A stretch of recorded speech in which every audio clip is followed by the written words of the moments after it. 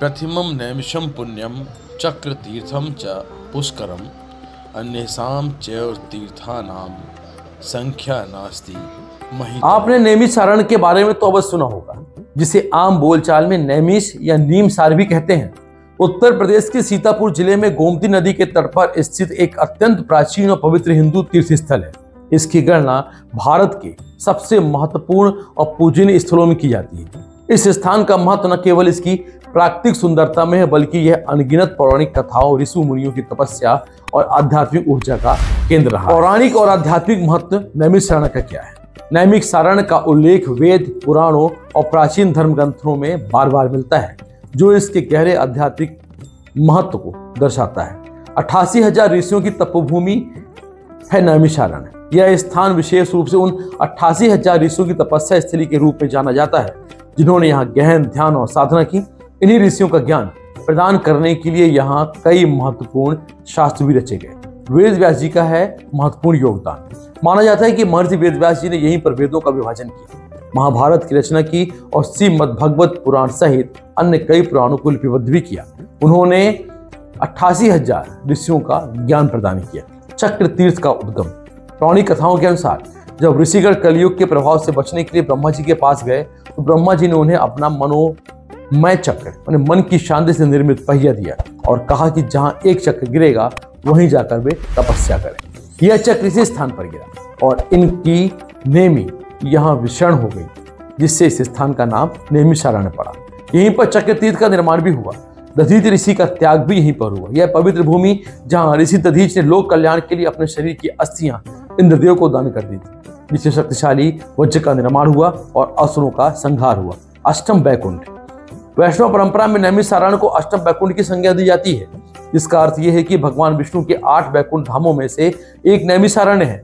यहाँ भगवान का साक्षात निवास माना जाता है। कलयुग का प्रभाव क्या है?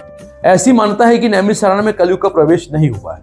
इससे यहाँ आज भी सतयुग के समान पवित्र और सात्विक वातावरण बना हुआ है। नैमिषारण्य मतलब तीर्थों का संगम। कहा जाता है कि नैमिषारण्य में सभी 33 कोटि देवी देवताओं का वास होता है और यह सभी तीर्थों का संगम स्थल माना जाता है। इसलिए 4 धाम की यात्रा को नैमिषारण्य की यात्रा के बिना अधूरा माना जाता है। पितृ तर्पण का भी अलग महत्व है। इसे नाभि गया भी कहते हैं और यहाँ पितरों के निमित्त पिंडदान, श्राद्ध, तर्पण करने से उन्हें मोक्ष की प्राप्ति होती। हम बताते हैं आपको नैमिषारण्य के प्रमुख दर्शन स्थल कौन कौन से हैं। नैमिषारण्य में कई ऐसे स्थल हैं जिसकी धार्मिक और ऐतिहासिक गरिमा को बढ़ाते हैं, जैसे चक्र तीर्थ। यह नैमिषारण्य का हृदय स्थल माना जाता है। यहीं पर ब्रह्मा जी का चक्र गिरा था। इस पवित्र कुंड में स्नान करने से सभी पापों का नाश होता है और मनोकामनाएं पूर्ण होती है। श्री ललिता देवी का मंदिर यह शक्तिपीठों में से एक है और नैमिषारण्य की अधिष्ठात्री देवी श्री ललिता देवी को समर्पित है। चक्र तीर्थ में स्नान के बाद मां भगवती के दर्शन और पूजन का विशेष महत्व होता है। इन्हें भुवनेश्वरी और चक्रेश्वरी देवी भी कहा जाता है। व्यास गद्दी। यह वही स्थान है जहां महर्षि वेद व्यास ने ऋषियों को वेदों और पुराणों का ज्ञान दिया था। यह ज्ञान और विद्या का प्रतीक माना जाता है। दधीच कुंड। यह पवित्र कुंड ऋषि दधीच के त्याग और बलिदान का साक्षी है, जहां स्नान और पूजन से पुण्य लाभ मिलता है। हनुमान गढ़ी। गोमती नदी के किनारे स्थित यह एक प्राचीन हनुमान मंदिर है। माना जाता है कि भगवान हनुमान यहाँ पाताल लोक से लौटे हुए थे। सुखदेव मुनि का मंदिर। यह वेद व्यास जी के पुत्र और श्रीमद् भगवत गीता पुराण के महान वक्ता सुखदेव की समर्पित है। आदि गंगा गोमती। नैमिषारण्य गोमती नदी के किनारे बसा हुआ है, जिससे आदि गंगा के रूप में पूजा जाता है। नदी में स्नान का भी विशेष धार्मिक महत्व होता है। पांडव किला। महाभारत काल में जुड़े यह स्थल पांडवों के यहाँ निवास करने की लोक मान्यता को दर्शाता है। परिक्रमा और यात्रा। नैमिषारण्य 84 कोसी परिक्रमा के लिए भी प्रसिद्ध है, जिसे हजारों भक्त प्रतिवर्ष करते हैं। यह परिक्रमा लगभग 84 कोस की दूरी तय करती है और नैमिषारण्य के चारों ओर की विभिन्न पवित्र स्थलों को जोड़ती है। यह एक गहन आध्यात्मिक अनुभव होता है।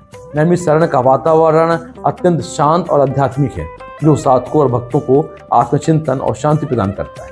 यह स्थान भारतीय संस्कृति, आध्यात्मिकता और पौराणिक परंपराओं का एक जैविक प्रतीक माना जाता है। क्या आप नैमिषारण्य के किसी एक विशेष पहलू में यदि जानना चाहते हैं तो कमेंट बॉक्स में हमें जरूर कमेंट करिएगा और हम आपको नैमिषारण्य के किसी विशेष पहलू के बारे में अवश्य बताएंगे। जय श्री राम, जय हिंदुराज।